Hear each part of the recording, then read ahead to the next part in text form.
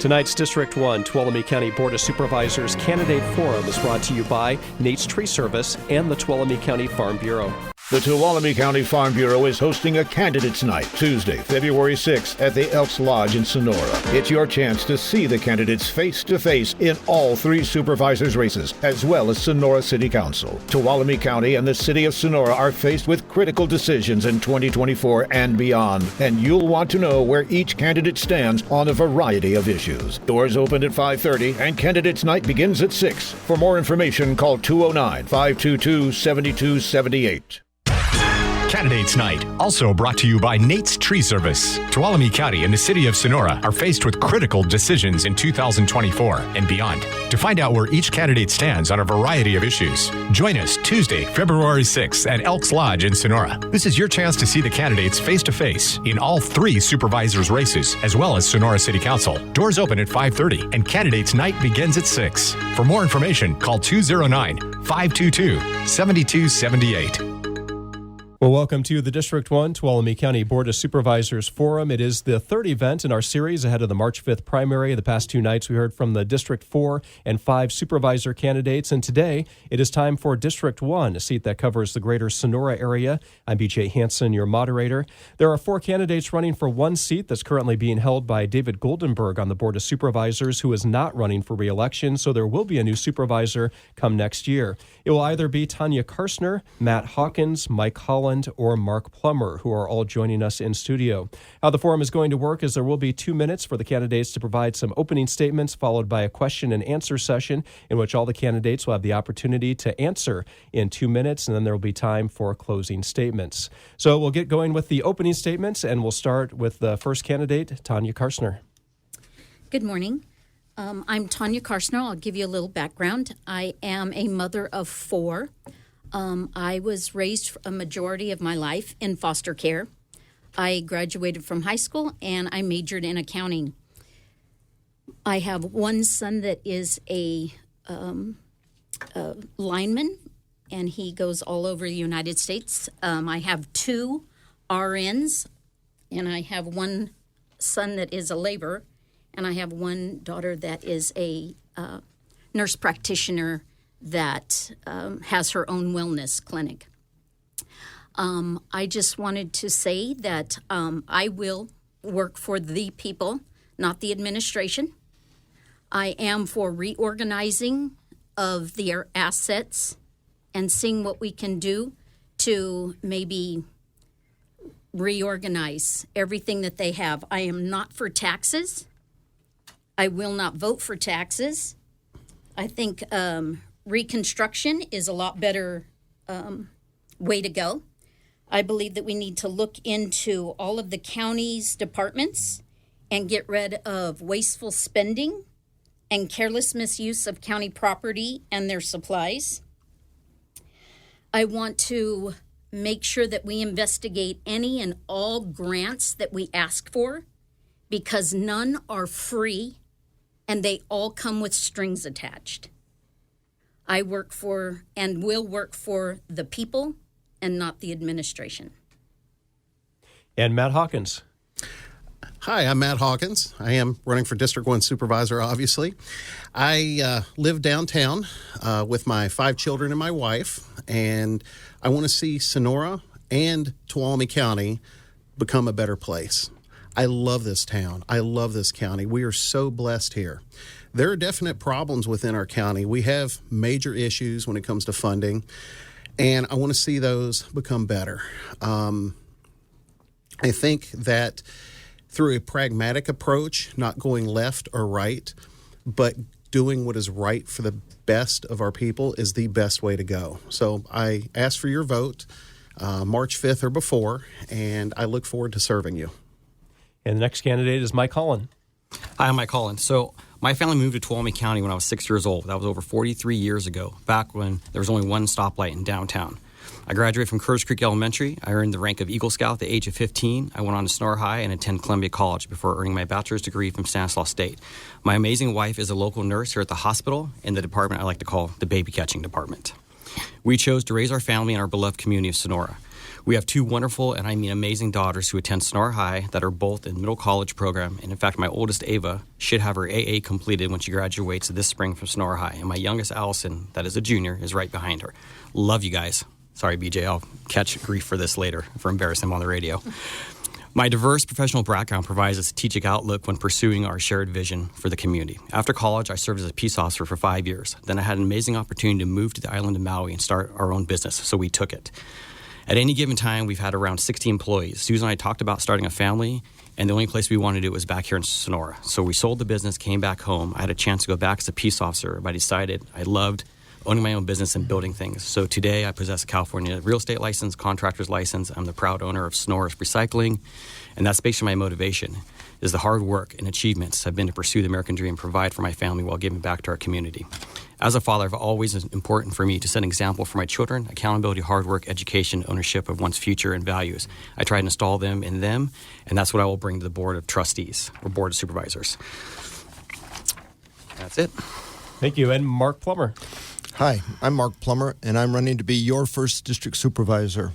I came to Tuolumne County in 1987, worked on the Stanislaus Complex fire, and have made Tuolumne County my home. I fell in love with it then and have raised my family here. I started a business contracting timber falling and firefighting services, choosing seasonal work so I could pay my way to study in Germany, France, and Spain, where I studied their languages. This was a great adventure. Lots of fun, but it especially gave me a breadth of how the world solves different problems in different places and how society works. Almost from the very beginning when I got here, I started joining different boards and commissions. Most important, having finished up being the elementary school board for Sonora and the city council where I've served for 8 years. City of Sonora has a lot of the same problems that the county does, so we're very familiar with it. Homelessness, roads, fires, fire insurance, staff retention, and deferred maintenance. On homelessness, we've been leading the county, and it looks like, and we hope that they will imitate our ordinance because it's been working for some of the homeless problems. As mayor, our city has accomplished a lot, and I'm most proud of the economic development path we are taking. Our goal is to be prosperous 20 and 30 years out. To my view, fiscal stability for the county is our biggest challenge. I believe the best path forward is economic development and growth.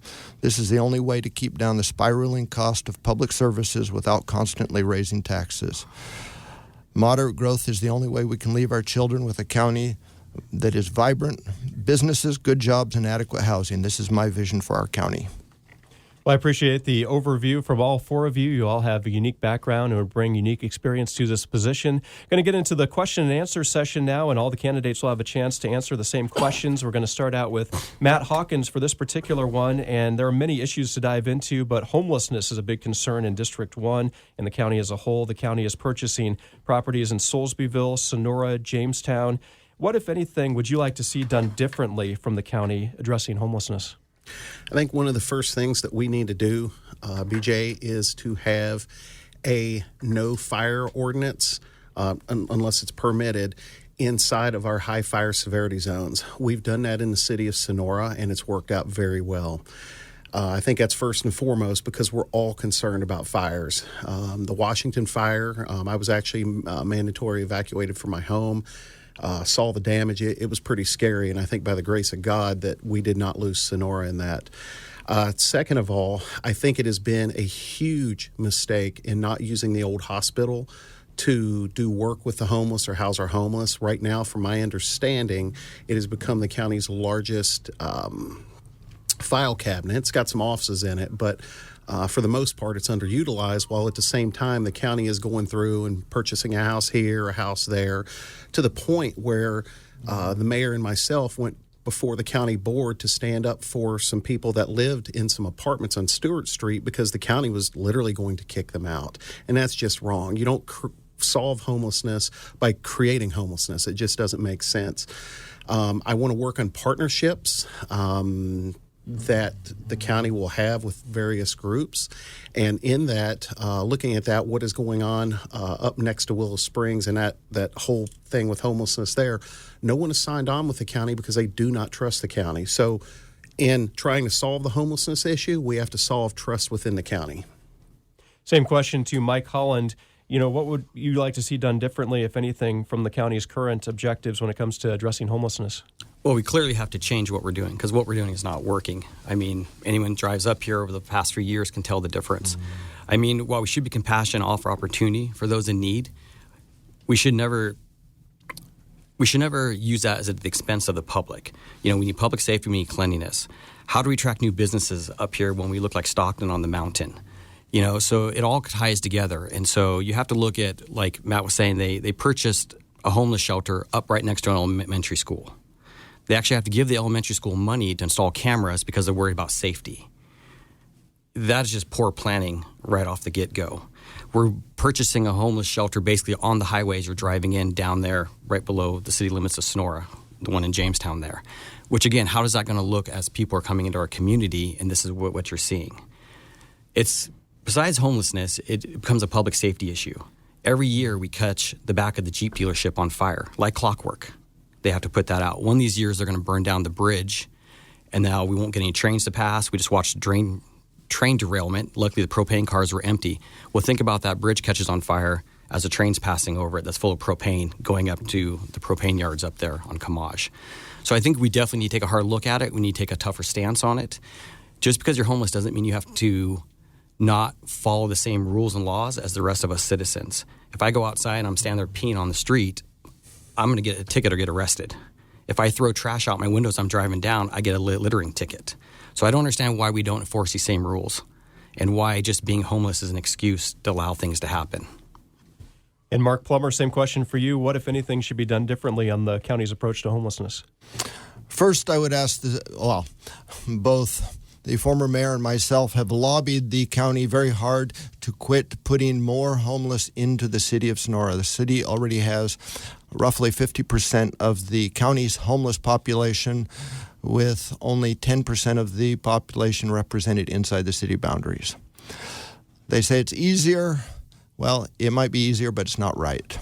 I would first ask them to push ahead on adopting a similar ordinance to the one the city passed, where we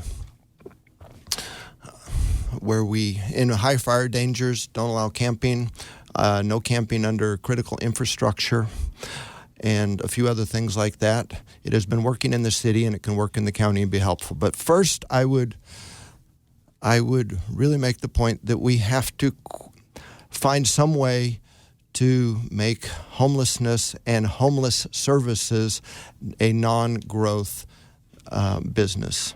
It's the only thing that's growing in the county outside of county services themselves, and we cannot beat this if we keep on having more and more people come because we are the most attractive place in the foothills.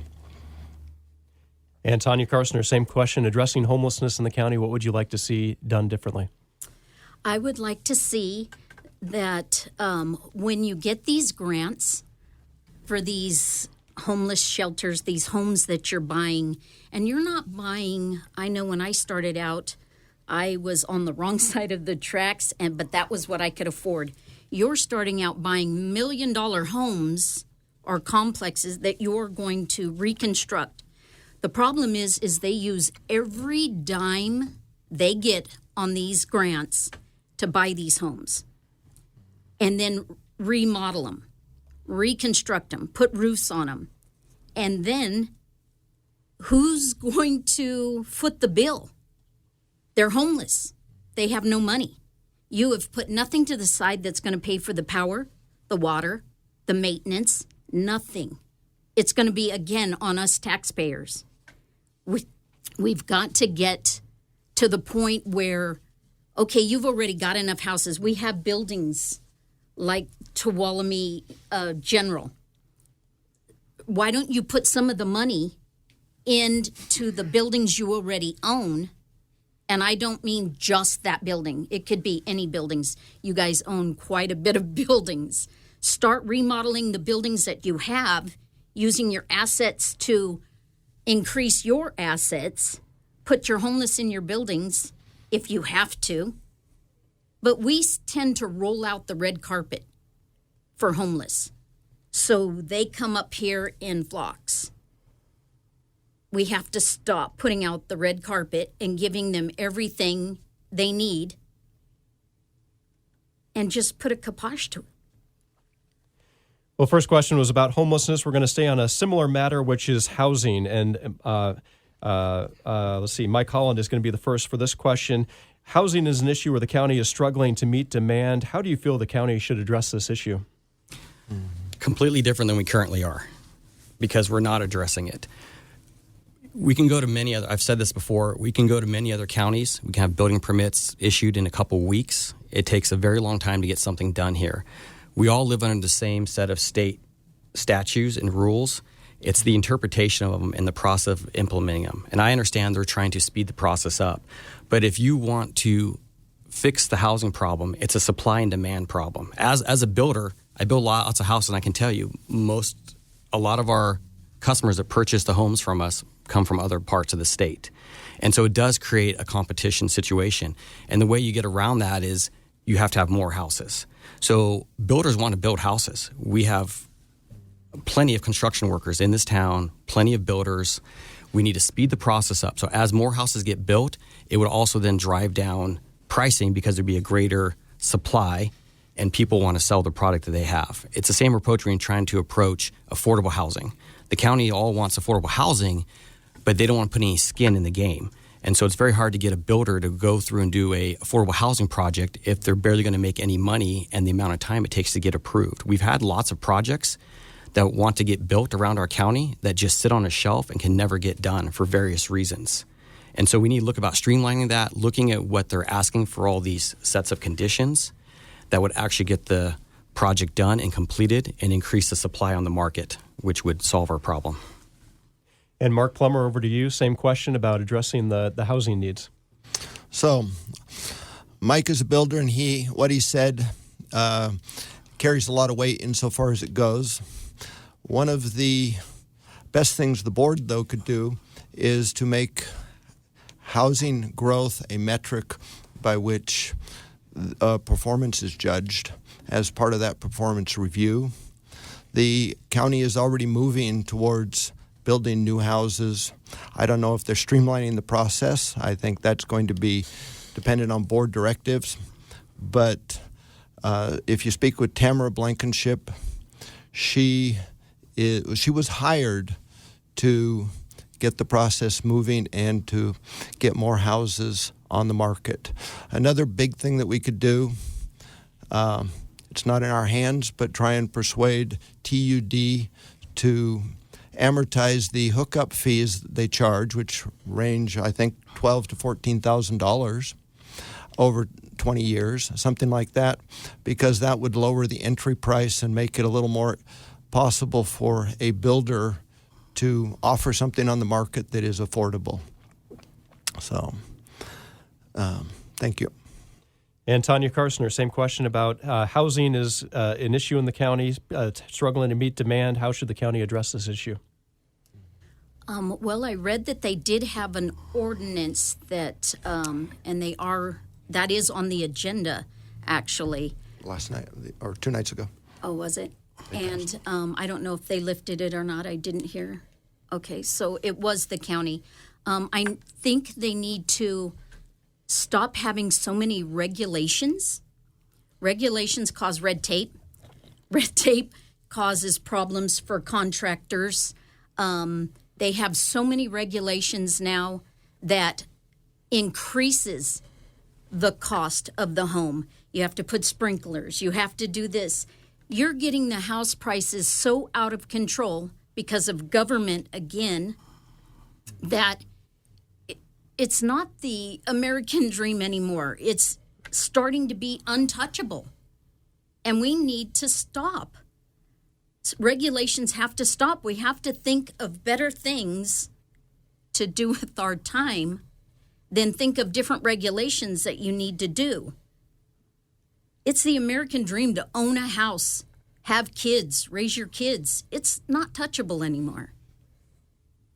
We need to streamline the application system. We need to help the contractors in any way. I think the county should be more apt to say, okay, Mike, in order to get this done, you've got to do this, this, and this. Let's be more transparent.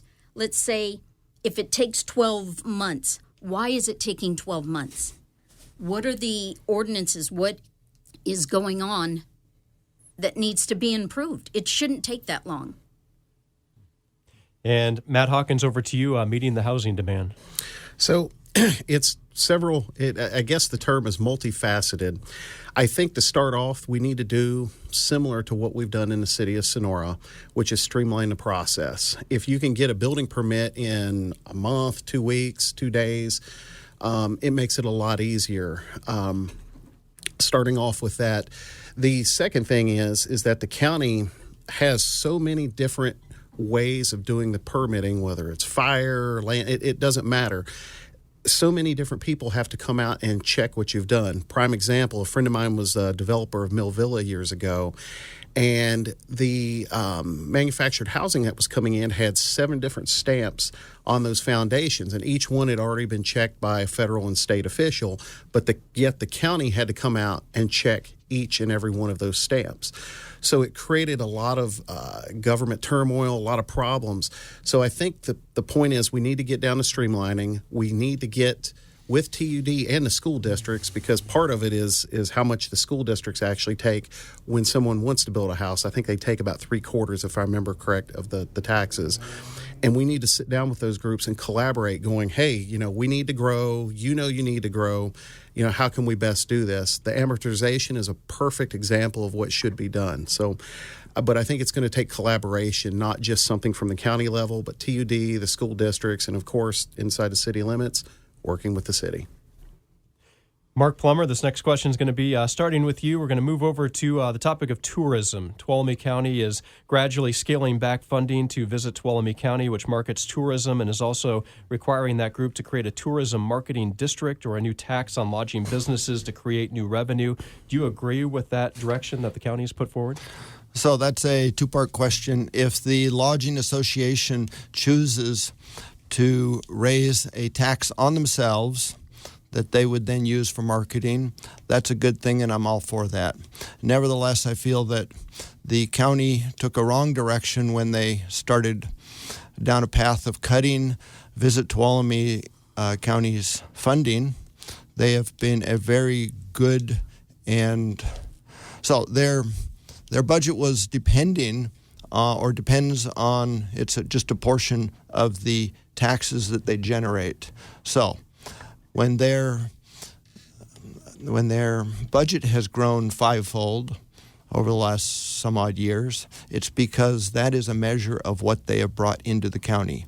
I am in favor of continuing to work with Visit Tuolumne County. The city has been very happy with Visit Tuolumne County and chose to enter into a separate contract because we don't want to see them dying on the vine. We want to continue bringing in tourists for the city. They are a huge component of our budget, and they're very important. TOT and sales tax is very important for the county. I think we ought to continue with them. And Tanya Carstner, you're next. Okay, so I don't believe in any more taxes. You've got everybody so taxed that they can't afford to live. You have home insurance that has more than doubled or tripled. You have PG&E that's also raised their fees. It's crazy. If you want to bring more tourism in, then get them somewhere that they can park a car. You can't even park. I live here, and I have lived here since 1990. I don't want to deal with the traffic downtown. There's nowhere to park. Where do the handicapped people park? If you want tourism, then welcome them and give them something where it's useful to them. The answer is always taxes, and it's not. Start reevaluating everything involved. If you want advertisement, then you have to work to get that advertisement. Go out, get money from different businesses that want to.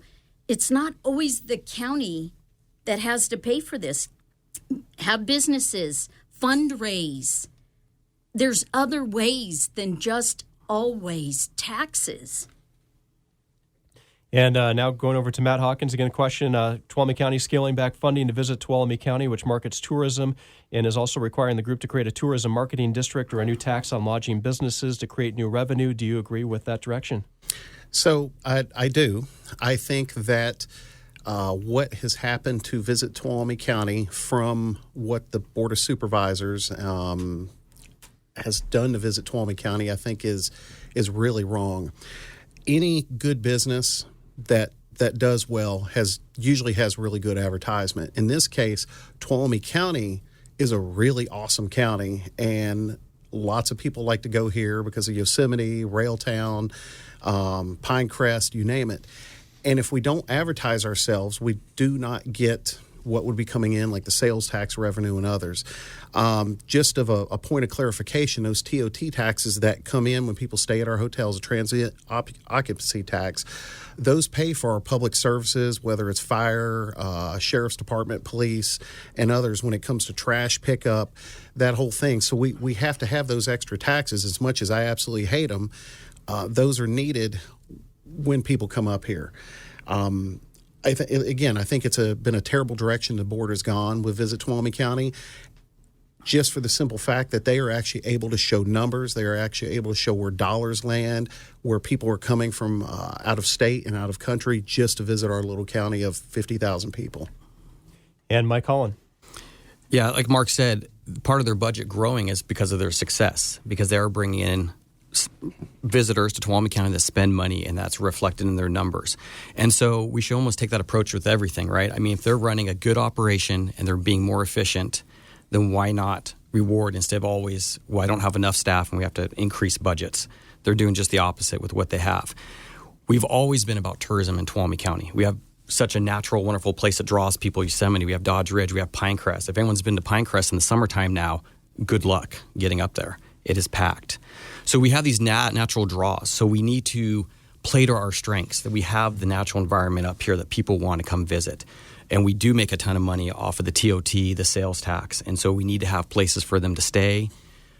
We should be looking at projects for, to grow. Like if you look up on the Yosemite corridor, they're putting in a bunch of the resorts up there because it's profitable. And it also brings in money, the revenues, which pay for police, fire, and all the other things we want to pay for. So I think we should be expanding that aspect of it and encouraging it and growing it. And,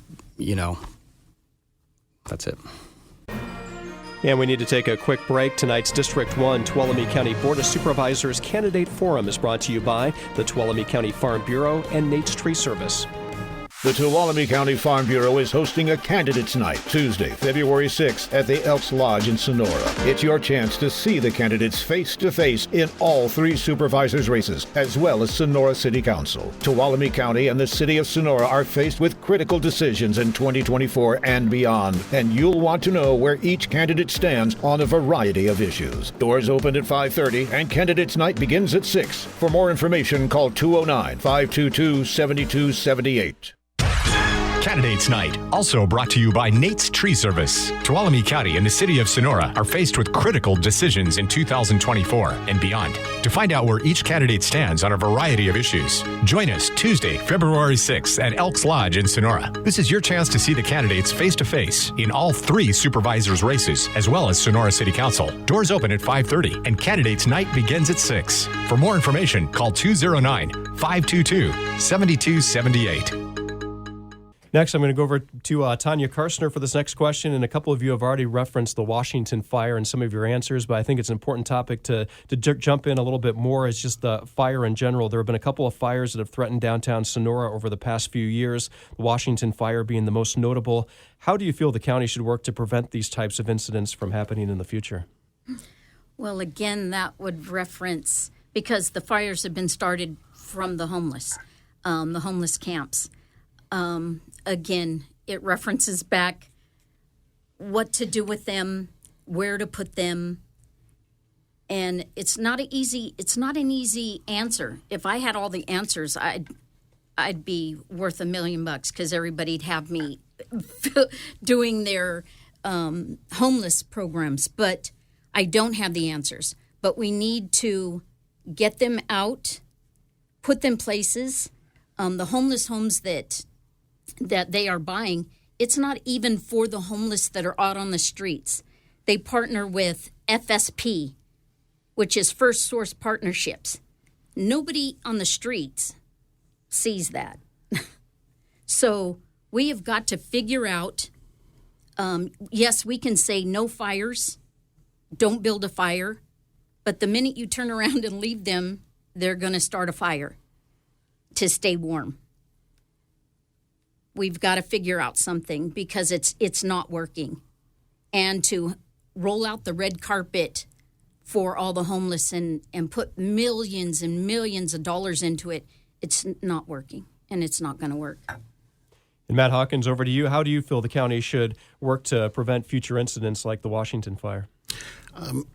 We need to continue to push for more funding when it comes to like our tree mortality programs and others like that. First of all, I do want to bring up the fact that I was the only council member and I was mayor at the time that was mandatory evacuated from their home. I'm also the only one that had an acre of land inside the city that you could land a helicopter on with no issues. So even with all of that, we were still evacuated because of how scary that fire was. We have a lot of issues coming down to fire response. I think CAL FIRE, working with County Fire, has done a great job. But in that, there's not much of a future left for that. We've got another, I think, 2 years left on the grant that funds CAL FIRE to have those stations. So we're going to have to come up with some creative solutions. I guess there's a push from the county at some point. Some of the rumors that I have heard in several meetings that I've been to, public meetings that I've been to, that the county is actually wanting to downsize the amount of fire stations. I think that is crazy. We have a huge amount of just burnable land that hasn't caught on fire like where the Washington fire was. Hadn't caught on fire since 1953. So we have some big problems, and scaling back our fire is just crazy. I think it's going to take collaboration between the city, the county, and the different fire districts, and the tribes. That's the big part, is we need to include everybody instead of trying to, as the county is doing, one by one, trying to pick off everyone and do their own thing, because it's just not working. And Mike Holland, over to you. So I think the Washington fire brought out a lot of interesting stuff that happened. Anyone that was here in town came to try to get their children from the school, try to get out of downtown. It turned all of downtown Sonora into gridlock all the way up to East Side. Not only did it do that, it crashed the cellular network because everybody was on their phone trying to get hold of a loved one, find out what's going on. And if you're in a car, you don't have the access to a hard line. So there's more to just that option. I mean, we look around the county, and we have communities that are like choke points that are tough to get out of in case there's a fire. And your first thought was, well, downtown Sonora would not be a choke point because there's many roads in and out. But anybody that was here that day saw what happened. It just turned complete into a parking lot. And the first responders barely got through, only through lights and sirens and basically almost scraping other cars to get by. And the fact that we crashed our communications towers, that we couldn't even make phone calls. So then they're relying on the radio system. And if the radio went down, there'd be zero communication between first responders. So I think we have to look at this approach overall and look at it from a different way, because it's not just communities like Cedar Ridge and Miwok that are known to be fire issues that they can get trapped up in there with very little escape routes. It's the system as a whole, and that's what we need to approach it and take a different look at it. And Mark Plummer. So, unlike everybody else, I was not here for the Washington Street fire because I was up in Tahoe working on the Caldor fire. I spent 41 days there, and I'm very familiar with fire. It is a force that is just unbelievable. I think that to deal with this on our local basis, we need to take a two-pronged approach. So, the immediate approach is start enforcing the brush ordinances and fuel ordinances so that we lower the risk overall. It's not going to be pleasant. It's a painful thing to ask people to go and spend sometimes thousands of dollars to clear off their property and make it fire safe, but it's something that we have to do so we don't end up looking like paradise. The long-term approach is to support the businesses that want to use biomass as their raw material. Biomass is trash right now, and it's just a hazard to our communities. If it gets a dollar price attached to it and is valuable, we will start using it both to make compressed hydrogen, pellets, and there are a few other things that are attractive as far as possible uses for biomass. This is, I think, is the long-term fix where it is easy to envision 30 years, 50 years down the road to have set the clock back for our fuel loads and fire risk the way it used to be 50 years ago. We didn't used to burn up like this. The other item that I really think is important for this is to mention the Greenlee Road extension. The entire Kabazoot Basin in that corner of needs an escape route. All right, and we'll run out of time at the end of Mark Plummer there, so we're going to move on to the next topic. Going to get into the budget a little bit. Tuolumne County could have some tough budget times over the next 4 years that one of you will be in office when budgets are tight. Sometimes there's talks about the possibility of closing libraries, cutting recreation services, tough decisions. How would you go about prioritizing cuts and some of those tough decisions that could be on the horizon? And Matt Hawkins, you're next for that question. So Tuolumne County right now is saying around $3 million. It's going to be cut from their $300+ million budget. My prediction, and I'm usually correct about this, is probably going to be closer to $8 million. I do believe that we need to focus on the basics, police, fire, public works, but there are state mandated things that we can't get away from. So essentially we have to focus on all those. Will there be cuts? Tuolumne County is going to cut, and it usually hits our public safety the hardest because you can cut public safety legally. That's one of the reasons we did what we did in Sonora with our recruitment process with our police department. If we lose some sheriff's deputies in the county, I'm hoping they come to the police department in the city. The reality is we need to dig down in the budget and not just take county management's word for it. As a full-time supervisor, that's one of my plans, is really dig in the budget just like I did in 2010 in Sonora. When I started out in Sonora, we had very similar problems. We were losing tax base, we were still in a recession, and we dug down as a council and actually came up with some really good solutions in order to save our public services. But we can't go without fire, we can't go without public safety, and we have to have roads maintained, and the road maintaining part just hasn't been done well in the last 15 years. And Mike Holland, how would you go about prioritizing cuts and tough decisions during budget shortfalls? Well, I would bring a business approach to it. I've been running my own businesses for 20 years now, and I've spent 12 years on the school boards, and I've always been the financial hawk or the person that really digs in the budgets when we've been on our boards, and usually the other board members turn to me when we're talking about budgets. The county's a little bit different. We have the opportunity, different than a school, is yes, you have to look at your spending because there's two ways to affect a budget. Either you have to cut it or you have to grow it. And just like a business, if you don't have enough income to cover your expenses, you either need to grow your income or reduce your expenses. So we could look at streamlining things in the county. Obsolete programs are taking up staff time, redirecting staff time to things like writing grants for roads and other things that we need priorities, maybe grants for law enforcement, grants for other stuff. But also by promoting a growth scenario where we're encouraging that tourism dollar. We're encouraging the sales tax of people coming and spending money. That also grows our budget, which then helps the problem. So you have to take a full circle approach to it and look at it, and not just easy answers always to cut. But that doesn't really solve the problem. Is you need to grow it so you can do other things. And as you become more successful, the money just keeps rolling in. And as we streamline that process, the county does receive a lot of revenues from projects, and getting those projects off from the ground floor and get them going would bring in jobs, revenues, people earn paychecks, which they spend the money at the grocery stores and wherever else, which it just feeds all back into our system. And that's the approach we need to take. And Mark Plummer. This is where it's not going to be very fun to be a supervisor because by my values, we must keep our public safety. That's the primary and only really essential job of government. And if we're going to collect taxes and use them for the public benefit, it has to be public safety first. That said, we also need to take a long-term approach and not start cutting our throat to spite our face. No, that's not the right one. But anyway, don't cut our throat for tourism and advertising. We need to bring more dollars in. The property tax is one of the biggest sources of revenue. It's going to be $49.5 million, I think, this year.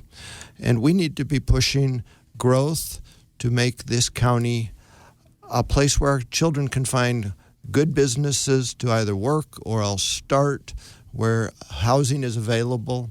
And this would be long-term the best way to change the budget picture. So, thank you. Next, we're going to move over to questions from the community. We invited members of the community to submit questions ahead of this forum, and we had a few that were submitted about the District 1 supervisor race. And we're going to go around the table on these. Mike Holland, you are the first on this particular question. Larry submitted the question. He wanted to just know from the candidates, what is your educational background? As I said, I went to Curtis Creek. I went to Sonora High. I earned my AA at Columbia College. I went on to Stanislaus State, earned my bachelor's degree, and then I went to work as a peace officer. And Mark Plummer. So after a year of college, I wanted more adventure and fun. I went to first Germany, then later Spain and France, where I studied the languages, learned them. I brought a bride back from France and raised my family here, speaking French at home. Started a reading circle here to get a class as the best classical education I could manage. And I worked 40 years as a timber faller and then working in the public sector as a representative for people here. And Tanya Karstner. Okay, my education is, I went to high school in Atwater High. I went to college at Merced College, and then I came up to Columbia College, majored in accounting. While I have been a single mother and taking care of my kids and working 4 jobs, I have not finished my degree. I'm only a few classes away. But I pick it up as I can because I have to continue to work. So that's about it. Again, the question submitted by a community member, Larry, he wants to know what's the educational background of the candidates. Matt Hawkins. I was going to make a joke about myself, but I graduated high school from Roanoke Valley Christian School in Roanoke, Virginia. I attended Fresno City College for business management and human relations. Went there about 2.5 years.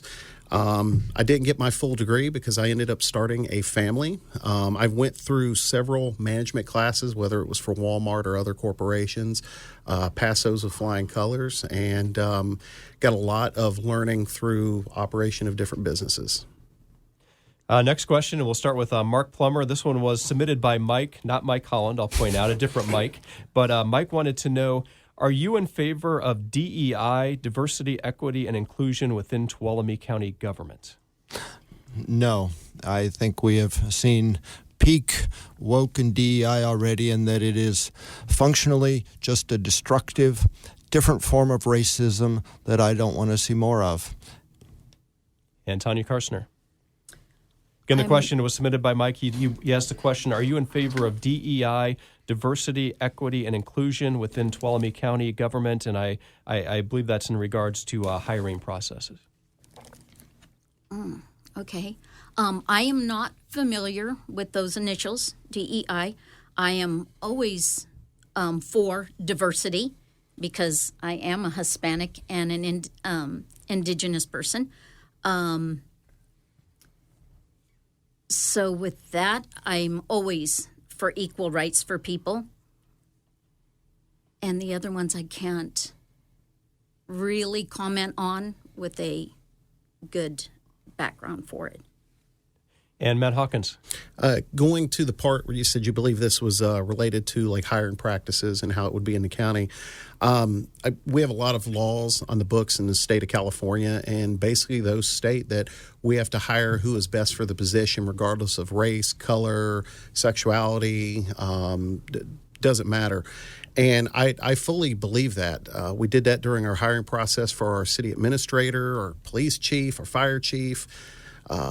Anybody that we do hire, we find the best for the position. I think when you use gender or color of skin to base a hiring decision on, I do believe that becomes discriminatory. So I do not believe going along with DEI. And Mike Holland.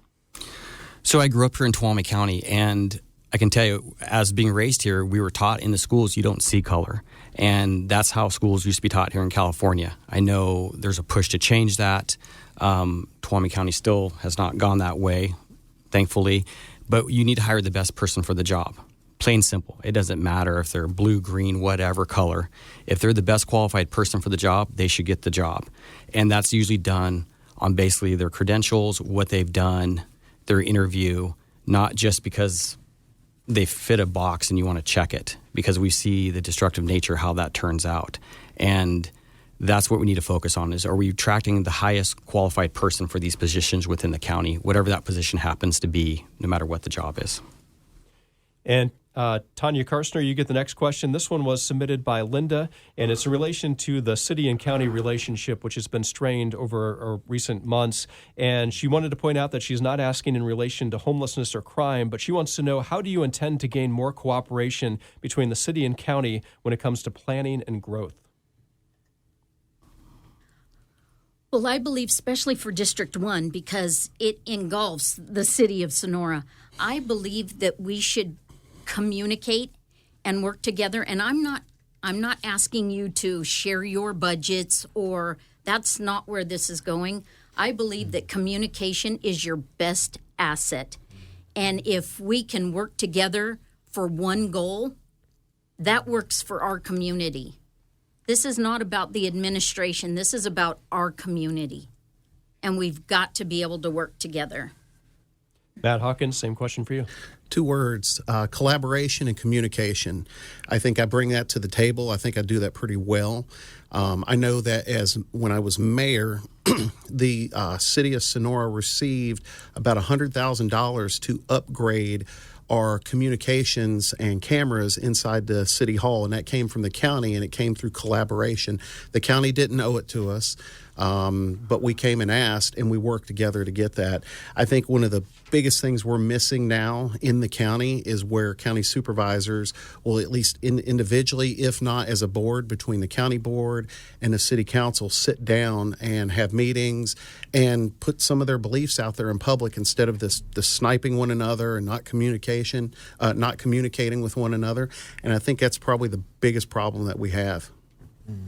Mike Collins, same question for you, and I'll repeat it. How do you intend to gain more cooperation between the city of Sonora and the county when it comes to planning and growth? Straight up open communication. We have achieved this also, like currently, as I said, I'm sitting on the Sonora High School Board, and we've been talking about busing is a big problem for schools, practically just because we have a lack of bus drivers, not a lack of buses. And it's hard to find people that want to be bus drivers. And so I talked with our superintendent and said, hey, this is a problem that's affecting not only the elementary school, because I came from one of the elementary school boards, but the high school. And so there was a plan, and we actually sat down, talked, and we invited all the school boards to come to our school, or not all the boards, but 2 members and their superintendent, so we wouldn't be in a Brown Act violation. And we came together, had a big, long meeting, and out of that, we're putting together a plan that's going to help solve 5 or 6 of our schools' busing problems through that communication process. I'd bring the exact same scenario to the county-city relationship. Why it's become strained, I have no idea. We got 2 city council members here. They could probably speak to it better than I can. But it seems like there needs to be better communication, and why there isn't, I don't know. And Mark Plummer. Please repeat the question. I want to make sure I'm actually answering it. Yes, the question is, how do you intend to gain more cooperation between the city of Sonora and the county when it comes to planning and growth? So the way I pretty much approach everything, which is sit down with people, try and find common goals, be candid about the issues and problems, and try and find ways to work together. We are going to need to collaborate and work together in our county if we're going to improve life for everybody. If we're going to start growing, providing more, well, we're not going to provide more houses, but making it easier to build more houses, start businesses, we're going to have to work together. We can do that. One of the things that I would consider revisiting is the Economic Development Authority. It was a huge issue, but part of the issue, the biggest part of the issue was it was just started with no oversight and no concrete goals that had any metrics attached to them. I think that it has possibilities and should be reconsidered. The other issue is that we, for a long time, have had nobody on the Board of Supervisors that will even give voice to the city's concerns and issues. This is where I believe somebody who has been attached to the city or cares about city issues is the best choice for working together and getting the county and city working together and pulling together. Thank you. Well, that is the question segment of the forum. We're now going to do the closing statements as a chance to make any last pitches or talk about any issues that weren't brought up in the forum. We started with Tanya Karstner, so we're going to go the opposite way around the table. So, Mark Plummer, you are first, and 2 minutes. Thank you. Boy, I didn't know that we'd have a full 2 minutes and only 2 minutes at the beginning, but I'm the oldest candidate, and I have the broadest experience as far as travel, different type of education, and viewing a lot of different systems that work and don't work respectively. I represent all sectors of society in some respects, blue collar, white collar, and I am proud of that. I want you to imagine a future where our children have good jobs in this county, the opportunity to create good businesses and adequate housing. That is my vision for Tuolumne County. If this resonates with you, I humbly ask for your vote to become your first district supervisor. And Mike Holland with closing comments. So I think we have a lot of issues to talk about and to solve within our community, and a lot of that comes with open communication, listening to the people that live in the district. And District 1 does incorporate the county and the city. It's very unique. And things that are good for the county should hopefully be good for the city, and things that are good for the city should be good for the county. So you need that partnership.